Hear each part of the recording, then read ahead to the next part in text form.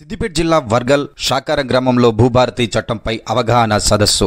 వర్గల్ శాకారం గ్రామంలో భూభారతి చట్టం అవగాహన సదస్సుకు ముఖ్య అతిథులుగా మంత్రులు పొంగులేటి శ్రీనివాసరెడ్డి, పొన్నం ప్రభాకర్, కొండా సురేఖ హాజరయ్యారు. ముందుగా కలెక్టర్ మను చౌదరి మాట్లాడుతూ భూభారతి చట్టంపై రైతులకు అవగాహన కల్పించారు. అలాగే రైతుల సమస్యలు అడిగి తెలుసుకున్నారు. మంత్రి పొంగులేటి శ్రీనివాసరెడ్డి మాట్లాడుతూ భూభారతి చట్టం అమలైతే తమ ఉనికికే ప్రమాదమని అసెంబ్లీలో బిల్లు పెడితే గత పాలకులు అడ్డుకున్నారన్నారు. ధరణి పోర్టల్ కారణంగా చాలా మంది రైతులు రెవెన్యూ అధికారుల చుట్టూ తిరిగి విసుగు చెందారని, ఏదైనా ఇబ్బంది వస్తే అరెకరం అమ్ముకోవాలన్న వీలు కాని పరిస్థితి ఉండేదన్నారు. 18 లక్షల ఎకరాలు ధరణి పోర్టల్ బీలో పెట్టారన్నారు. ధరణి వల్ల పడ్డ ఇబ్బందులు భూభారతి చట్టం ద్వారా సమస్యలు తీరిపోతాయన్నారు. సర్టిఫైడ్ సర్వేయర్లను, వీఆర్ఓలను త్వరలోనే నియమిస్తామన్నారు. ఒక సభలో గత ముఖ్యమంత్రి మాట్లాడుతూ కాంగ్రెస్ పాలన చూస్తుంటే దుఃఖం వస్తుందని అన్నారు. ఎందుకయ్యా దుఃఖం? గత 10 సంవత్సరాల్లో మీరు మీ కుటుంబ సభ్యుల దోపిడీ, అక్రమాలు, అవినీతి ఒక్కొక్కటిగా బయటపడుతుంటే ఎక్కడ ప్రజల్లో చులకనవుతామని దుఃఖం వస్తుందా కేసీఆర్? పేదోడు సన్నబియ్యం తింటున్నందుక, ఉచితంగా 200 యూనిట్లు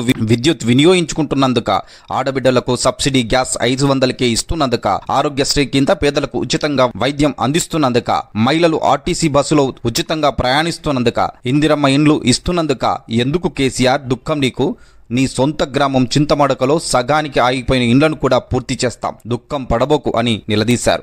ఈ కార్యక్రమంలో ఎమ్మెల్యే నాయిని రాజేందర్ రెడ్డి, సిద్దిపేట జిల్లా డీసీసీ కాంగ్రెస్ పార్టీ అధ్యక్షులు Tumkunta Narsa Reddy, DCC bank chairman Chitti Devender Reddy, additional collector Garima Agarwal, Abdul Ameed, మాజీ కార్పొరేషన్ చైర్మన్లు భూమిరెడ్డి, ఎలక్షన్ రెడ్డి, గజ్వల్, కొండపాక, వంటమామిడి మార్కెట్ కమిటీ చైర్మన్లు నరేందర్ రెడ్డి, శ్రీనివాస్ రెడ్డి, విజయమోహన్, ఆర్డీఓ చంద్రకళ, తహసీల్దార్ బాలరాజు, రెవెన్యూ సిబ్బంది, రైతులు పాల్గొన్నారు.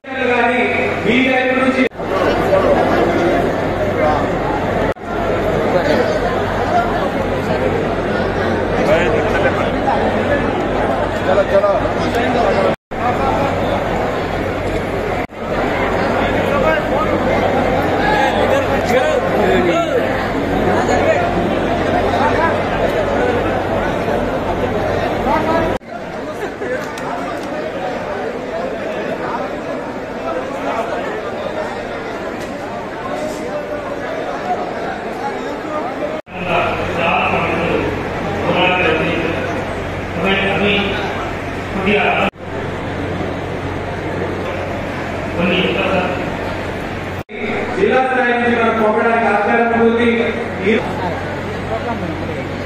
భూములైనా కూడా 30 రోజుల కాల వ్యవధిలో దాన్ని పరిశీలించి డిస్పోజ్ చేయాలని కూడా మనకి భూభారతి చట్టంలో ఉంది.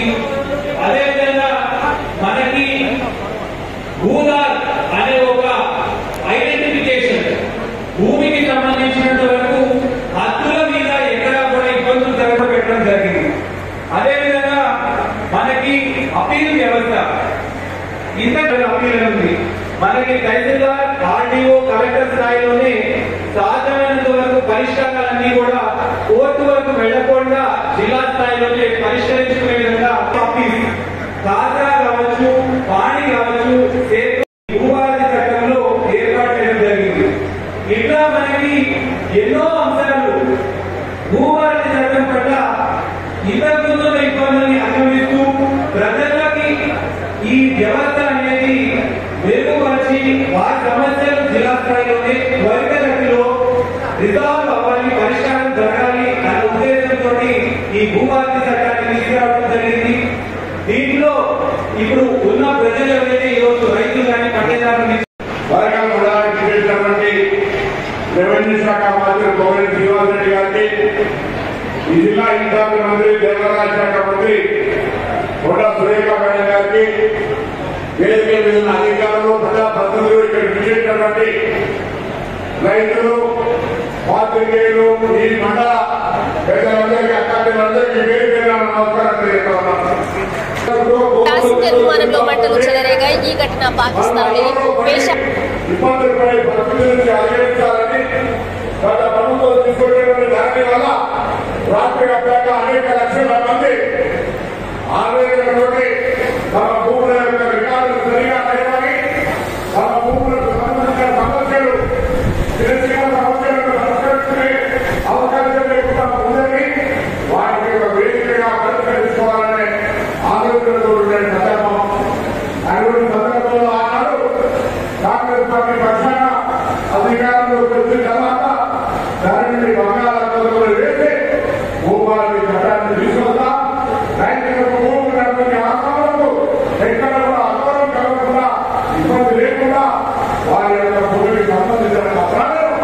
నేరుగా చట్టబద్ధంగా మానసికంగా ప్రజాస్వామ్య పద్ధతిలో తీసుకోవాల్సినటువంటి ఆలోచనతో ఈ యొక్క కార్యక్రమం తీసుకున్నాం. రాష్ట్ర వ్యాప్తంగా భూభారతి కార్యక్రమం పట్ల అనేక మండలాల్లో అవగాహన సదస్సులు జరుగుతామని అధికారులు తెలుసుకుంటా ఉన్నాం. ఈ సందర్భంలో ప్రమాణిస్తూ ఉన్నాం. తెలంగాణ వ్యాప్తంగా గత 10 సంవత్సరాలుగా ప్రభుత్వానికి సంబంధించి ఎక్కడికైతే ప్రభుత్వ భూములను కబ్జాలు చేసుకుని అమ్ముకొని దేవాలయ భూములు మత్స్వాసులను పంచాయతీ భూములను ప్రభుత్వాసులను అమ్ముకున్నటువంటి వాళ్ళకి నేను ప్రజలకు విజ్ఞప్తి చేస్తా ఉన్నా. మీకు ఎక్కడ సమాచారం తెలిసినా వెంటనే ప్రభుత్వ అధికారుల దృష్టికి తీసుకురండి. ఆ స్థలాలు ప్రభుత్వ అవసరానికి నిర్వహించే విధంగా ఈ ప్రజాపాలన ప్రభుత్వం చేస్తుంది. ఎవరి ప్రభుత్వం ఎవరో ఒకరు అమ్ముకొని బాగుపడి ఆ ప్రభుత్వ సొమ్మును కొందరికి అక్షరపడే ప్రభుత్వం చాలా సీరియస్ గా ఉందని వాటి దయచేసి ఈరోజు ఈ భూభారతి చట్టం ప్రజలకు రైతులకు యువతలు కలిసి సరైన విధానంతో ప్రజాసత్యంగా పారదర్శకంగా భూమి హక్కులు పొందే విధంగా చట్టాన్ని మరి తెలంగాణ ప్రజల కొరకు రేవంత్ రెడ్డి గారి నాయకత్వంలోని ప్రభుత్వం రెవెన్యూ శాఖ మంత్రులు భూమి శ్రీనివాసరెడ్డి గారు శాసన మంత్రులు అధికారులు శాసనసభలో చర్చ చేసి ఈ కార్యక్రమాలు చేసినటువంటి యొక్క సందర్భంగా ఈ అందరూ ఒకసారి ఈ ప్రభుత్వానికి రెవెన్యూ శాఖ మంత్రులకి గట్టిగా సమర్థతో అందరూ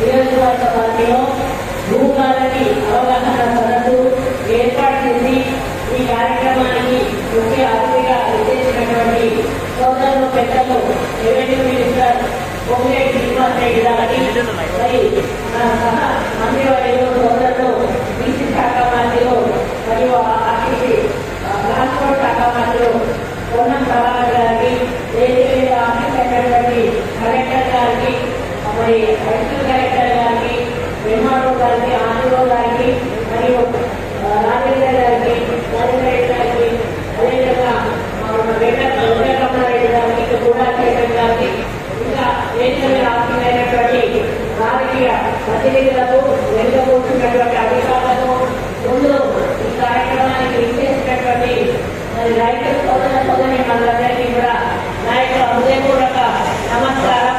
మరి మన గవర్నమెంట్ గత 4 ఏళ్లుగా మీరు ధరణి వచ్చిన తర్వాత పడుతున్న ఇబ్బందులు బాధలు మరి అవన్నీ చూసి ఎంతో మంది రైతులు ఆత్మహత్యలు చేసుకునేటువంటి సంఘటనలు చూసి ఆ రోజు మన ముఖ్యమంత్రి గారు రేవంత్ రెడ్డి గారు ఆలోచన చేసి మేనిఫెస్టోలో మా ప్రభుత్వం వస్తే ధరణిని బహుళాకారంలో లభిస్తాము, రైతులకు అన్యాయం జరిగిన వాళ్ళందరికీ కూడా న్యాయం చేస్తామనేటువంటి మాట చెప్పారు. ఆ మాటకు కట్టుబడి ఈ రోజు భూభారతి మీద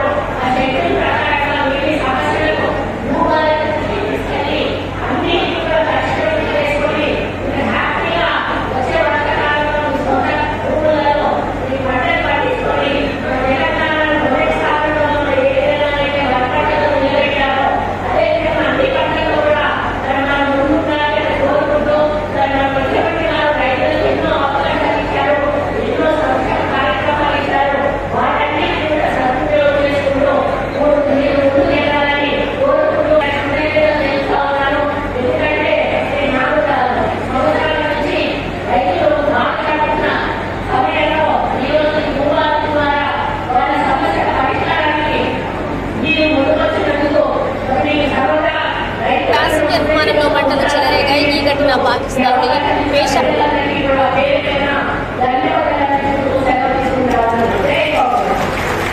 ప్రతి వారిని నేర్చుకోమా. సభకి నమస్కారం. వేదిక మీద ఉన్న కొండా సురేష్ గారికి, మరొక సహకార మిత్రులు అన్న పొన్న ప్రభాకర్ గారికి, ఎమ్మెల్యే గారు రాజేంద్ర రెడ్డి గారికి,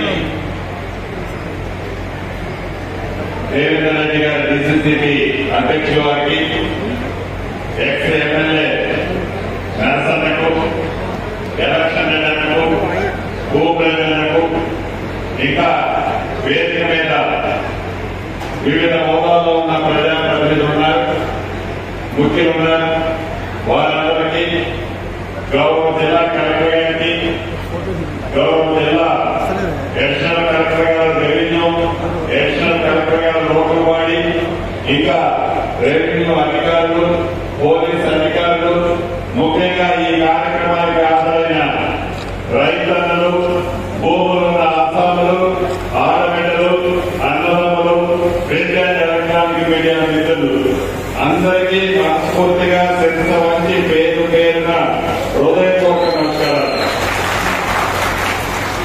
భూభారతి 2025 చట్టం. ఈ చట్టం వెనుక మీ అందరి కృషి, మీ అందరి ఆలోచన, మీ అందరి కొట్టుదల ఉన్నది అని చెప్పక తప్పదు.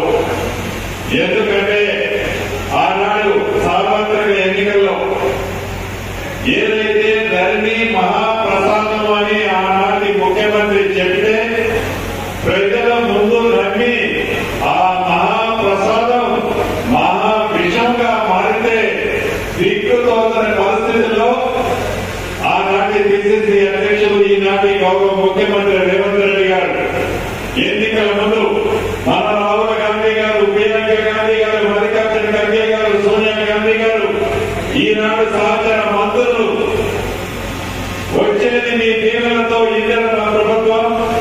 ఈ ఇందిరమ్మ ప్రభుత్వంలో తప్పకుండా అద్భుతమైన చట్టాన్ని తీసుకొస్తా, ధరణిని బకాల కట్టంలో వేస్తామని చెప్పి అన్న మాట ప్రకారం మీ అందరికీ నచ్చే మెచ్చే మీ ఇంటి చుట్టంలా ఉండే ఈ భూభారతి 2025 చట్టాన్ని ఈనాడు మనం తెచ్చుకున్నాం. ధరణితో ఎన్ని ఇబ్బందులు పడ్డామో, ధరణితో ఎంత దగాపడ్డామో, ధరణితో ఎన్ని కష్టాలు సామాన్య ప్రజలకు తీసుకొచ్చిందో మనందరికీ తెలియదు కాదు. అటువంటి ధరణి ఎవరికైనా భూమిని కష్టంలో ఉన్నప్పుడు ఒక అరెకరం భూమి అమ్ముకోవాలన్నా ఆ ధరణి కష్టాల వల్ల ఆ అరెకరం అమ్ముకోలేక ఆ ఇంటి ఆవిడ కూడా మరణించిన సందర్భాలు రాష్ట్రంలో కొలున్నాయి.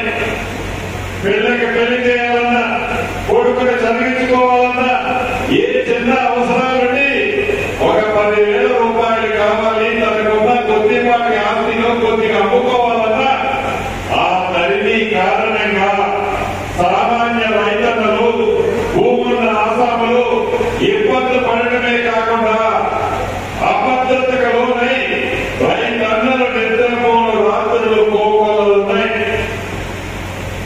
ఏదైనా ప్రభుత్వ అవసరాల కోసం ఒక 10 ఎకరాలలో 1 ఎకరం భూమిని ప్రభుత్వం ఎంక్వైరీ చేస్తే మిగిలిన 9 ఎకరాలను కూడా ప్రభుత్వం ఆ భూమిని ధరణిలో పెట్టుకున్న సందర్భాలు ఇందాక మిత్రులు చెప్పింది మనం విన్నాం. 2020 చట్టం, ధరణి చట్టం, ఆ చట్టం చేయడానికి కొద్ది రోజుల ముందు, చేసిన తర్వాత కొద్ది రోజుల ముందు ఏదైతే సాదా పరిణామాలు ఉన్నాయో మీరు సాదా పరిణామాలు ఆన్లైన్ లో అప్లై చేసుకోండి అని చెప్తే ప్రజలు నమ్మి, భూములున్న ఆసాములు నమ్మి, తాతలు ముత్తాతల తరం నుంచి ఉన్న ఆస్తిని ఆన్లైన్ లో అప్లికేషన్లు పెట్టుకుంటే సుమారు 9,26,000 మంది అప్లికేషన్ పెట్టుకుంటే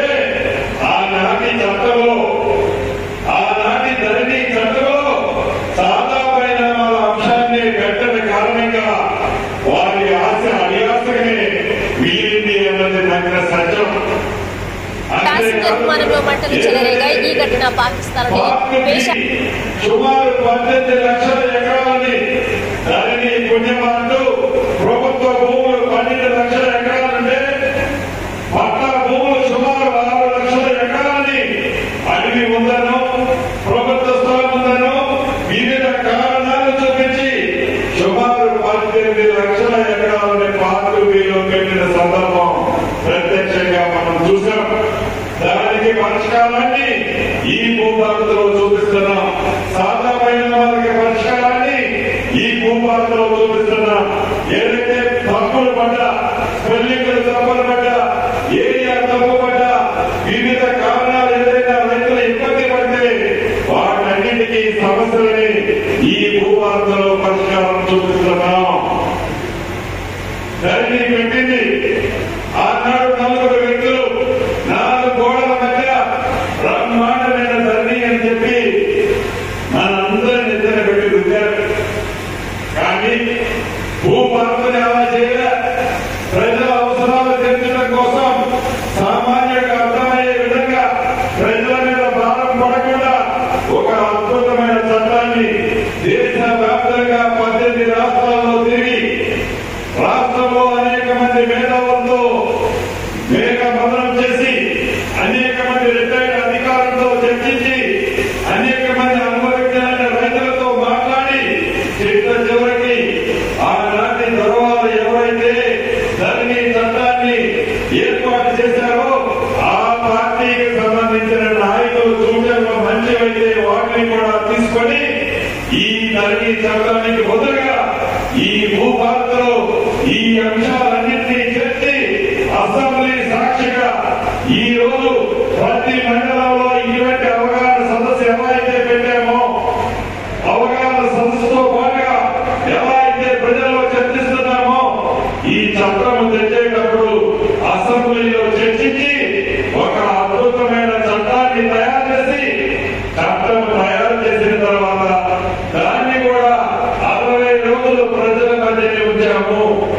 మరేమైనా మార్పులు చేర్పులు కోరుకుంటారేమని ఆ మార్పులు చేర్పులు కోరే వాటిని కూడా ప్రజలకు ఉపయోగకరమే అయితే వాటిని కూడా చేర్చి అసెంబ్లీలో బిల్లు పెడితే బిల్లు పెట్టిన రోజు ఆనాటి పెద్దలు ఆనాటి ప్రభుత్వంలో ఉన్న ముఖ్య నాయకులు చేసిన ఆమోదలాగా అసెంబ్లీలో ఈ భూభారత చట్టం పాస్ అయితే ఈ భూభారత చట్టం చట్టరూపంలో వస్తే వారి ఉనికి ప్రమాదమవుతుందని బిల్లు పాస్ కాకుండా ఎటువంటి కుట్రలు పడినారు, ఎంత రద్దు చేశారో మీరందరూ ప్రత్యక్షంగా చూశారు. నిన్న 2020 ధరణి చట్టం గురించి ఎవరైతే పెట్టారో వారు నిన్న వారి ప్రజలతో సభను జరుపుకున్నారు. ఆ సభలో మాట్లాడుతున్నారు, దుఃఖం వస్తుందని చెప్తున్నారు. ఎందుకు దుఃఖం వస్తుందయా మాజీ ముఖ్యమంత్రి వారిలో మీకు ఎందుకు దుఃఖం వస్తుంది? ఒక అద్భుతమైన భూభారత చట్టం వస్తుందని దుఃఖం వస్తుందా? పేదోడికి సన్నాలు ఇస్తున్నామని దుఃఖం వస్తుందా? ఆడబిడ్డకి 200 యూనిట్లు ఉచిత కరెంటు ఇస్తున్నామని దుఃఖం వస్తుందా? 500 రూపాయలకి గ్యాస్ ఇస్తున్నామని దుఃఖం వస్తుందా? పేదోడికి జబ్బు చేస్తే 10 లక్షల రూపాయలు రాజీవ్ ఆరోగ్యశ్రీ ద్వారా ఉచితంగా వైద్యం చేపిస్తున్నామని దుఃఖం వస్తుందా? ఆడబిడ్డలు ఆర్టీసీ వస్తూ